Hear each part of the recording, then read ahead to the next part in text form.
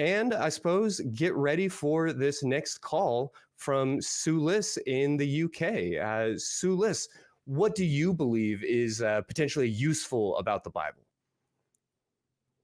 Well, I think it's the premier. Hello, by the way. I think it's the premier source for shepherd-related symbolism, for one thing. It's not much, but it's definitely something I've noticed. I thought you were going to say the premier source was shepherd's pie there for a second. Yeah. But what comments do you have on it? I mean, do you feel that it does have anything useful in it, in seriousness, or what's your stance on it? In seriousness, yeah, I think the major point has been covered, which is that you can certainly find some serious good life lessons in there. And I could find serious good life lessons in pretty much any book that I picked up. So what is when you say good, there are good life lessons, you can find a good life lesson anywhere. How do you define a good lesson? Is it I knows it when I sees it kind of standard, or is there some way to filter the good from the bad so that we don't keep making these same ridiculous mistakes that have dogged our culture in many ways for the last 2,000 years? Well, I think it's worth pointing out that I knows it when I sees it is essentially still the current method for determining pornography. You know, that's famously where that quote comes from. I don't know how to define it, but I know it when I see it. So that argument holds some weight that I couldn't really discuss the merits of. But I would I don't mean to pile on, but I'll just say that I have discussed that standard on trying to gauge pornography on this channel and others on many occasions. And I find it preposterous. Like this idea that you will know it when you see it. Maybe it works for one person and not another, but a lot of people seem to be finding quote unquote good life philosophies from absolute trash sources. I mean, just Google red pill and come back to me and let me know that that's a acceptable way to navigate the world. Yeah, I would certainly say that the view has many critiques, and I'd be willing to hear any and all of them. Because if I'm relying on something that shouldn't be relied on, I'd much rather know. Well, you might, to give you a bit of credit, maybe. Oh, sorry. I was supposed to give you a little credit. You may be, when you say I knows it when I sees it, you may be more instinctually applying something that could be a more formal framework. Like I can sit here and say, I'm a secular humanist, therefore human flourishing is one of the primary measures by which I make judgments on ethics and morals. But I don't have to sit there and go, should I steal this sandwich? Well, let me consult my secular humanism brain. I just go, well, no, obviously it's going to upset someone whose sandwich that was. But on the other hand, if I'm starving, my human flourishing requires I have that sandwich, so I'm going to steal it. And that's all done sort of on an instinctual level. But I think it might behoove everyone, not just you, me, anyone listening, that if you're having to make moral judgments, do take a step back and go, why did I think that was a good thing? Why did I think that was a bad thing? Can I find patterns? Am I doing this?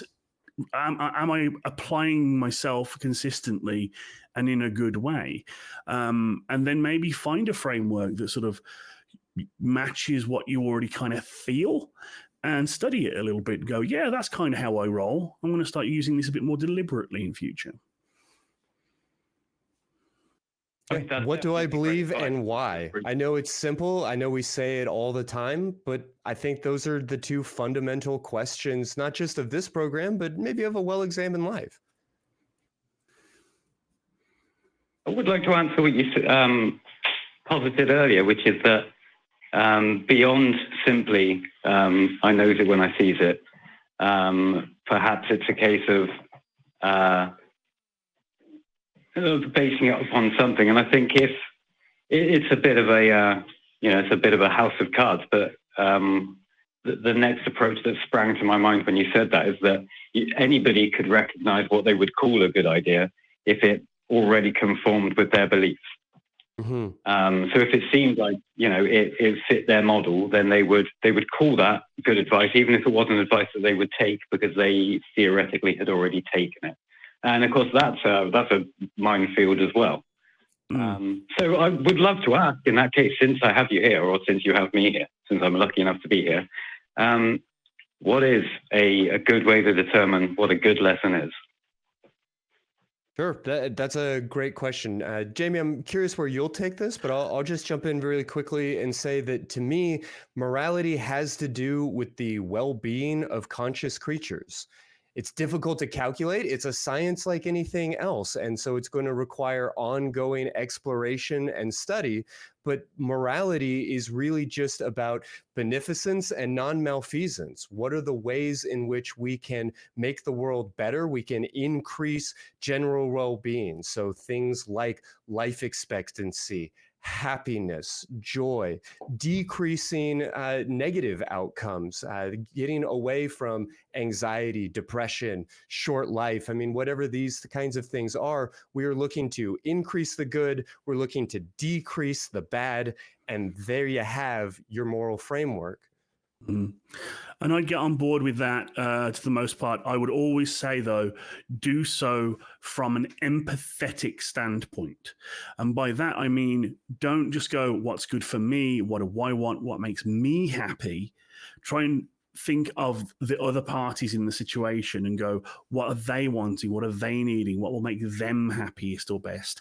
Because often these situations aren't black and white. They aren't cut and dried. It is going to be a compromise as to what the actual best solution to a given moral or ethical conundrum is going to be. That's why we have things like the trolley problem and that kind of stuff to illustrate that dogma and axiomatic moral standards put down by an authority that you must follow tend to have worse outcomes. So I would say, if you want to know if something's good or bad, think about all the people who are going to be affected by it and who's going to be made happy, who's going to be made sad, who's going to be hurt, and minimize, like Christy was saying, minimize the bad, maximize the good, and be content that it isn't going to be perfect.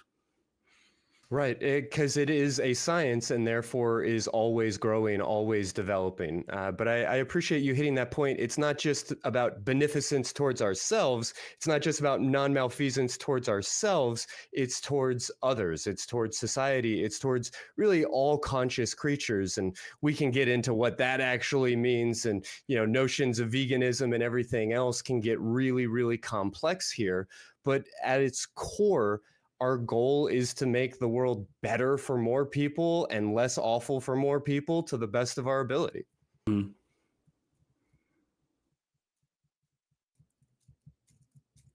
What do you think?